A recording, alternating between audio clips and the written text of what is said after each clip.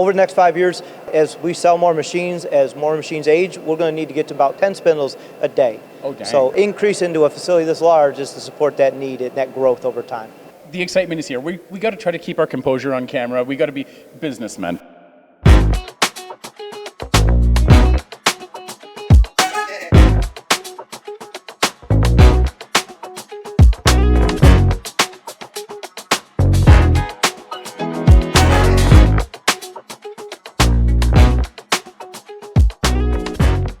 I'm sitting here with Chris, and Chris, man, I'm so excited. I heard about this project a long time ago. Now we got boots on the ground, and you're the man that laid out the whole thing. So for the people out there, we're going to be getting into a brand new facility that Okuma has invested in to bring to North America. But really quick, who are you, and what do you do here at Okuma? So I'm the manager of both the electrical and mechanical exchange groups. And so my main role is to make sure those guys have what they need to repair spindles, build cam boxes and BXs, as well as the electronic drives and boards. So how long have you actually been working here at Okuma, though? So I'm going on my 31st year at Okuma. So they stole you out of grade school? Well, not quite, but almost. When you started here with Okuma, did you think you would be where you are here today? Oh, absolutely not. No, I wanted to be one of those guys that took stuff apart, put it together, figured it out. But along the way, I had people that kind of got in my life and said, hey, you'd be good at this. Why don't you consider a leadership role? And so here I am now. And designing a brand new facility that we're standing in. So what is this facility that we're standing in right now? So our Global Repair Center is primary job is to be able to make sure we can support customers. So as customers have machines and they fail, inevitably a spindle's going to break and they need that back up and running. So we want to offer an exchange so that they have a spindle on the shelf ready to go. And so we'll repair their defective, get it back on the shelf, so they're returning that spindle back to their machine later.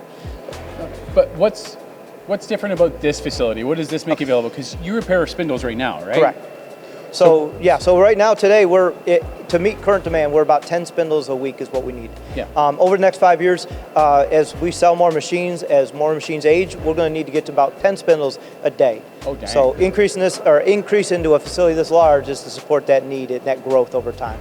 Yeah, so how large of a space do you have it right now, and how big is this building that we're in? Right, so today we're between board repair and mechanical exchange, we're about 7,000 square feet. Okay. This facility is 35,000 square feet. You're like 4.5 times the size is what you're stepping into.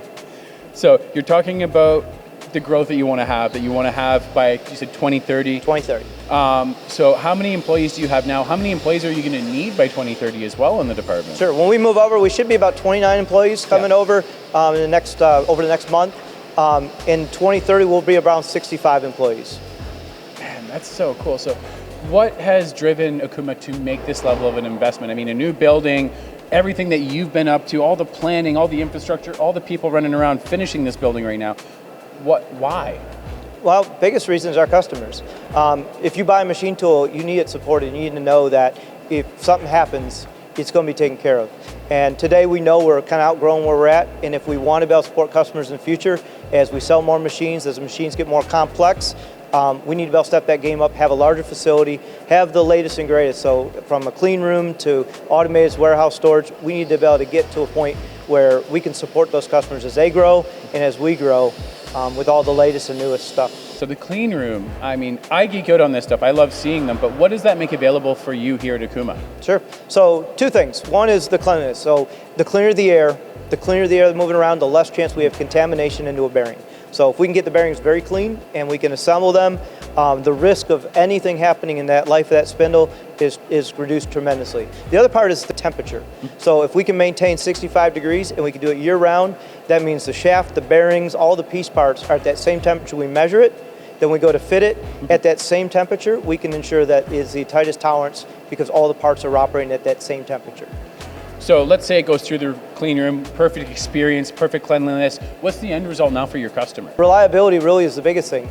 We can build a spindle, we're going to run test it, we're going to make sure it's right before it leaves, but in the end, the proof is after it's been running in a machine for a couple of years, if everything's right, it's going to last until the bearing can't last, something happens catastrophically.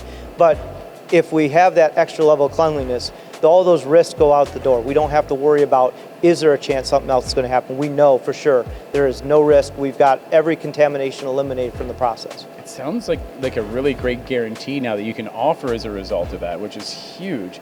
So we're down 2030. You've achieved everything, all your goals here, these milestones of this brand new facility. What does the turnaround time look for? Let's say I've got a spindle on the floor and I call up and I'm like, Chris, what does that look like? So our goal is that 95% of the time, it's one on our shelf that we've already built, that we've already got in stock, that we're shipping you this minute you call and cut that PO. Really? Yeah.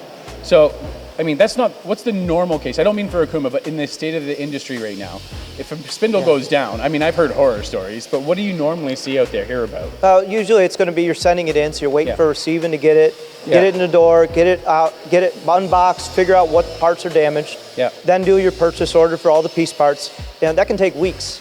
Not to mention sending stuff out for grind. If you happen to have a grind shop in-house, you still got to get those parts on order, get them in.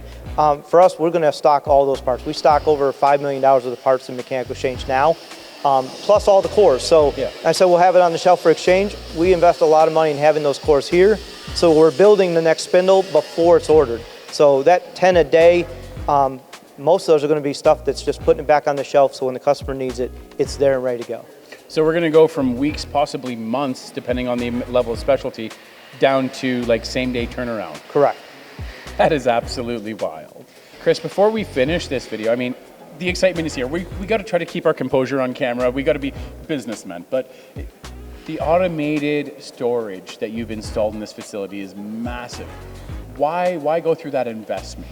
Sure, so twofold. One is space. I didn't want to give up any floor space. As a, when it comes down to production, everything on the horizontal is expensive and I don't want to give it up. Number two really though is efficiency. With our vertical storage systems, we're having an operator picking the parts and the parts are coming to him. So he's not getting the forklift, getting the cart, running up and down aisleways, getting parts. With the automated racking system, the spindles, the defective cores, the spare parts, they're bringing them on a pallet to the operator. So instead of a guy getting a forklift and having to leave the aisle space for the forklift and having to worry about stuff getting stuck or making the turns, we can get the aisleways super tight, not use up a lot of space, and we can call up all the stuff we're working on and wait for it to come over and work on other things. So much more efficient, much more effective with space. It's really starting to think like you thought of all the technology and everything that could possibly make the job better. What other nice to have things have you put into this facility? Outside of the technical stuff, we've talked about all the technical jargon. What about the people in the building? Sure, there was only a couple things the guys asked for. Number one was cranes, and right now our current facility, we got what we got for cranes and where they fit, it's where they fit. So really we thought about that. Everywhere we were, make sure we had the cranes spaced out, the right number of cranes so that we were as efficient as we can be. Then it's hand wash stations, basic things, number of air lines and hoses so the guys aren't getting starved for pneumatic power when they're taking spindles apart. So. Was there anything else that you chose to include? Do those nice to haves for the day-to-day?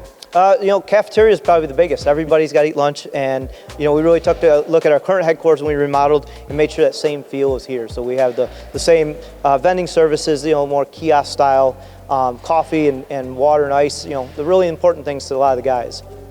Oh, thank you so much, Chris. I'm excited for the people out there. You've literally thought of everything you could possibly need to 10x your output for your spindles, to go from, what'd you say, 10 a week to 10 a day by 2030, to have same day turnaround from possible months of wait time, and the people that are living here are going to be well fed and taken care of, and the ergonomics have all been considered. Thank you so much for Okuma for investing and for having us here to showcase the launch of this facility. Yeah, thank you.